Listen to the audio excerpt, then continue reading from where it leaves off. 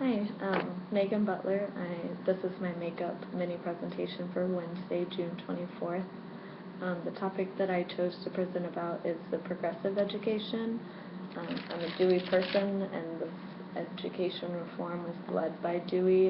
It really started in the 1880s. It's an older approach. It's very child-centered and student-centered. They really believe that students should take part in their learning and deciding kind of how they learn. The teachers just act as a guide instead of making all of the decisions for the students.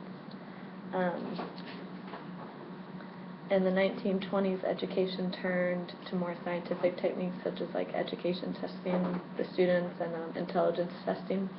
So the progressive educators really insisted on focusing on the importance of the emotional, artistic, and creative aspects of the human development.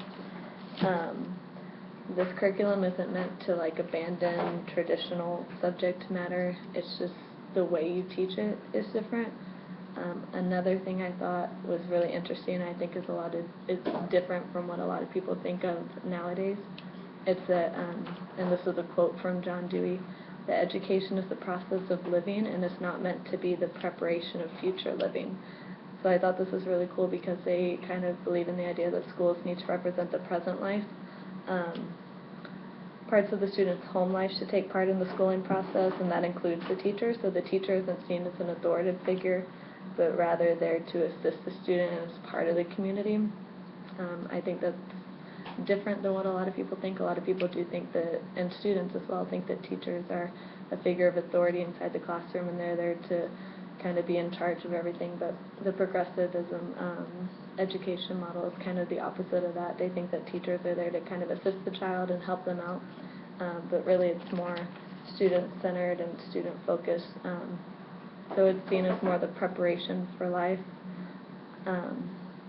School is part of the life. The traditional schools nowadays see that school is a preparation for life.